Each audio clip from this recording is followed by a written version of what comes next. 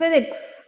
Physics is related to the study of all types of forces and motions. उसको मैं पानी में डाल दूं तो क्या होगा, उसको आग के पास ले जाऊं तो क्या होगा, उसको किसी दूसरे सब्सटेंस के पास ले आऊं तो क्या होगा। इन सब की स्टडीज किसके अंडर आती हैं? केमिस्ट्री के अंडर।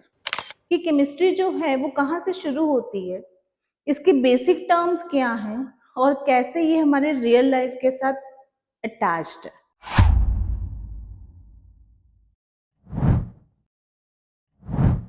हेलो स्टूडेंट्स, आज की क्लास में हम स्टार्ट कर रहे हैं 7th क्लास के लिए सब्जेक्ट साइंस। साइंस पहले कुछ इसको ही जान लेते हैं, क्या है साइंस। साइंस बेटा एक ऐसा सब्जेक्ट है जिसमें हम अपने आसपास होने वाले सभी चेंजेस के बारे में पढ़ते हैं और वो चेंजेस क्यों आ रहे हैं उसके बारे में पढ़ते हैं।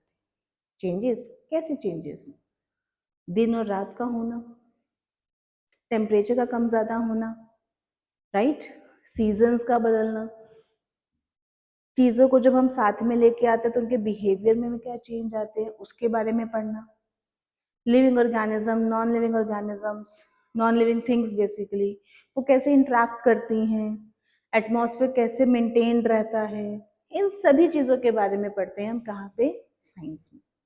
तो क्या साइंस एज अ होल एक ही सब्जेक्ट है? हाँ, सब्जेक्ट ब्रॉडली कहें तो एक ही है, लेकिन बहुत सारे अलग अलग एरियाज हैं जिसमें हम अपनी स्टडी को डिवाइड अप कर लेते हैं। ठीक है, जैसे आप लोग जानते होंगे साइंस में हम बेसिकली 3 एरियाज के बारे में पढ़ते हैं, या subjects, physics, chemistry and biology, right. Physics is related to the study of all types of forces and motions, right?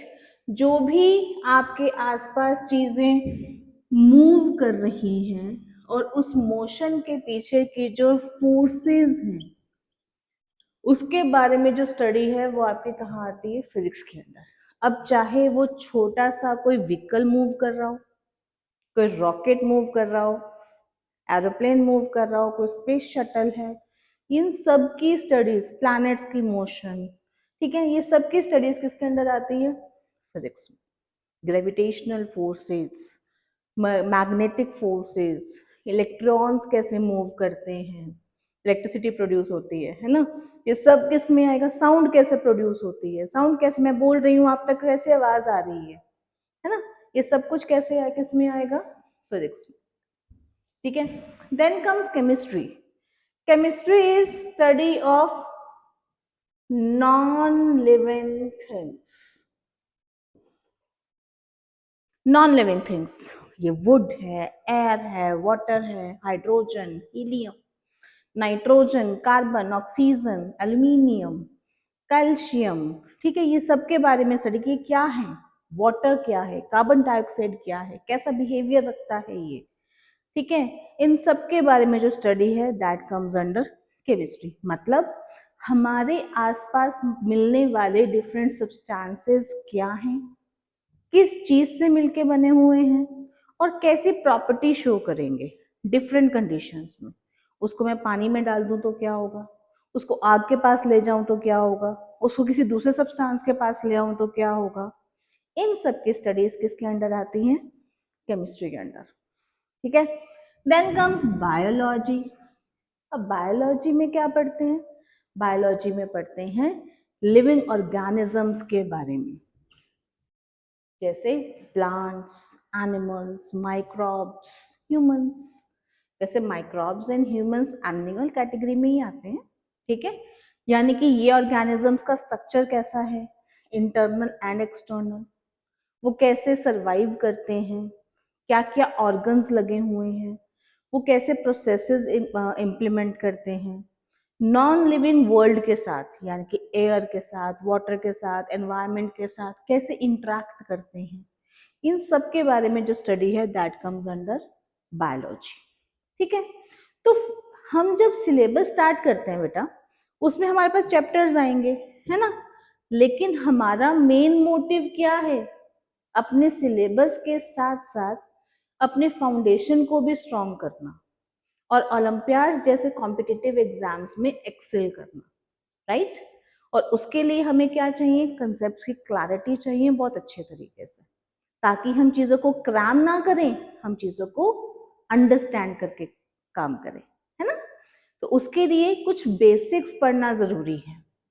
तो सिलेबस के साथ साथ हम हर सब्जेक्ट के कुछ बेसिक कॉन्सेप्ट्स के बारे में भी स्टडी करेंगे।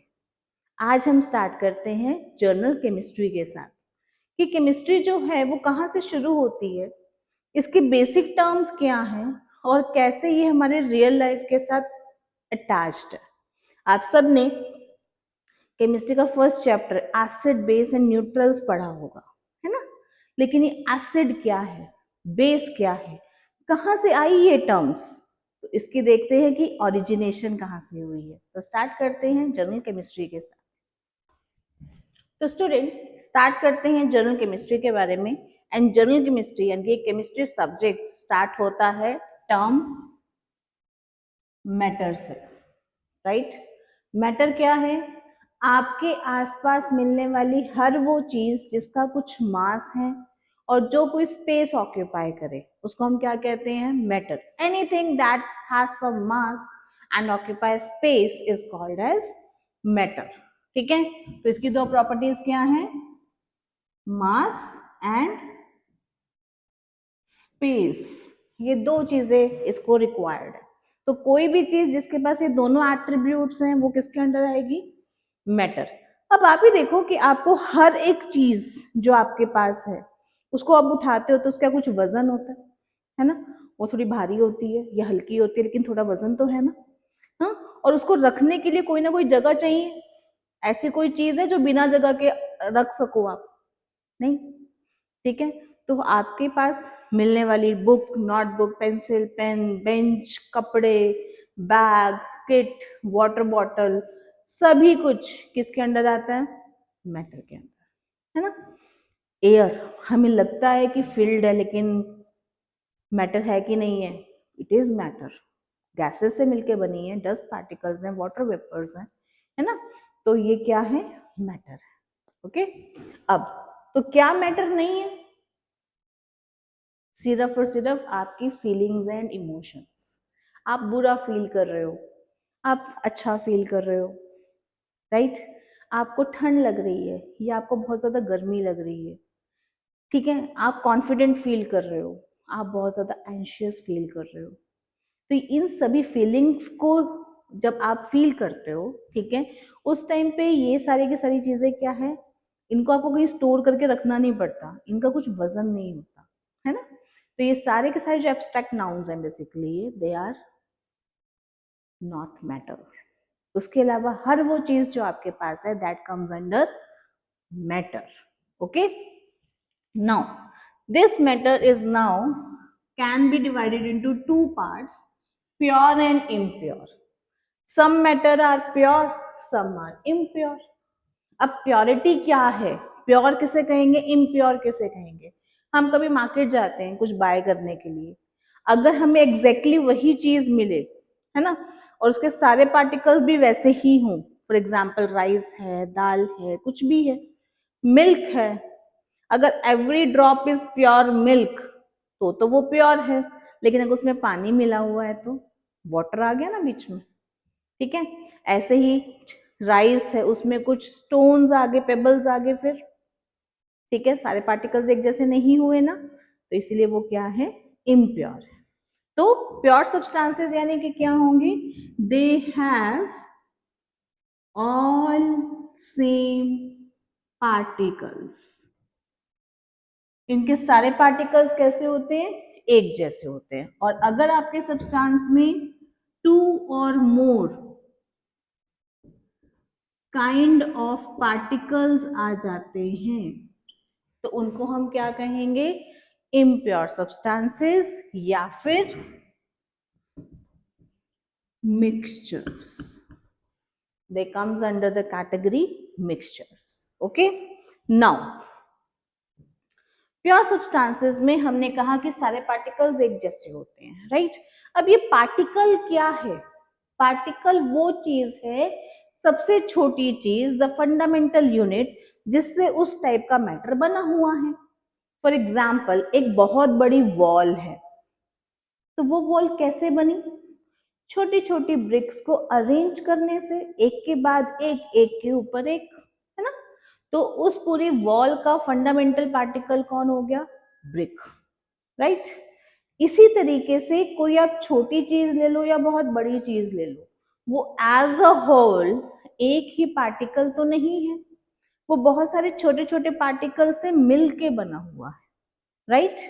तो इसीलिए on the basis of the particles हम उसको प्योर इम्प्योर में डिवाइड कर रहे हैं। और अब पार्टिकल भी आपके दो काइंड के हो सकते हैं। एक पार्टिकल होता है एटम, दूसरा होता है मॉलिक्यूल। आप में से बहुत सबको पता होगा, लेकिन जिसको नहीं पता, किसी भी मैटर का सबसे स्मॉलेस्ट, सबसे बेसिक पार्टिकल जो होता है दैट इज एटम, जो अपने आप में सबसे सिंपलेस्ट फॉर्म है, ठीक है? मॉलिक्यूल कॉम्बिनेशन ऑफ एटम से मिलते, टू और मोर एटम्स, जब दो या दो से ज्यादा एटम्स मिलके एक बड़ा पार्टिकल बनाते हैं उसको हम मॉलिक्यूल बोलते हैं, ठीक है? तो एटम एंड मॉलिक्यूल क्लियर है। अब जिस पर्टिकुलर मैटर में, प्योर मैटर में, सारे पार्टिकल्स एटम्स होते हैं, सबसे छोटे, सबसे स्मॉलेस्ट टाइप के, उनको हम क्या कहते हैं? एलिमेंट्स। तो elements are basically the simplest type of substance found on earth। Earth या यूनिवर्स में कहीं भी कह लीजिए, क्योंकि बाकी जगह से भी अब सैंपल्स इकट्ठे होने लगे हैं, वहां पे भी हम ये रिसर्च वर्क करते हैं कि कौन सा एलिमेंट प्रेजेंट है, कौन सा नहीं। तो element is basically the simplest form of matter that exist. जैसे कि for example hydrogen, nitrogen, oxygen, carbon, sodium, etcetera, ये सारे क्या हैं? सिंपलेस्ट फॉर्म ऑफ मैटर, यानी कि एलिमेंट्स। कितने एलिमेंट्स डिस्कवर हुए हैं अभी तक? अभी तक 118 एलिमेंट्स डिस्कवर हो चुके हैं। जर्नल केमिस्ट्री में नेक्स्ट स्टेप यही है कि हम इन एलिमेंट्स के बारे में पढ़ेंगे, कौन से एलिमेंट्स हैं, क्या प्रॉपर्टीज हैं, किस तरीके से प्रॉपर्टीज शो करते हैं, ठीक है? अब कंपाउंड्स क्या हैं? कंपाउंड्स आर थोड़ा कॉम्प्लेक्स सब्सटेंसेस, लेकिन वो भी क्या होते हैं? प्योर होते हैं, because they are made up of same kind of molecules. अभी हम atoms and molecules next topic में करने वाले हैं। तो अभी ये समझ लो कि एटम सबसे छोटा है, कुछ एटम से मिलके क्या बनते हैं? मॉलिक्यूल बनते हैं। जिस सब्सटेंस में सारे के सारे एटम सेम काइंड के होंगे उसको हम एलिमेंट बोलेंगे, और जिसमें सेम काइंड के मॉलिक्यूल्स होंगे उसको हम कंपाउंड बोलेंगे, ठीक है? अब एलिमेंट्स को हम फर्दर ऑन देयर प्रॉपर्टीज हम किस में डिवाइड कर सकते हैं? Metals, metalloids and non metals, on the basis of their properties. जैसे मेटल है, क्या वो हार्ड है? क्या वो कंडक्ट कर सकता है? क्या वो डक्टाइल है, वायर्स में कन्वर्ट कर सकते हैं उसको? क्या हम उसको शीट्स में कन्वर्ट कर सकते हैं? क्या वो हीट को कंडक्ट करेगा? ठीक है, ये सारी प्रॉपर्टीज किसकी हैं? मेटल्स की। नॉन मेटल्स सॉफ्ट होते हैं, गैशियस होते हैं, ठीक है, वायर्स नहीं बना सकते इनकी हम, ठीक है, इनका मेल्टिंग पॉइंट भी लो होता है। तो इसी कुछ प्रॉपर्टीज के बेसिस पे हमने इनको सेग्रीगेट किया है, कैटेगराइज किया है। मेटलॉइड्स कौन है? जिनकी कुछ प्रॉपर्टीज मेटल जैसी हैं, कुछ प्रॉपर्टीज नॉन मेटल जैसी, ठीक है?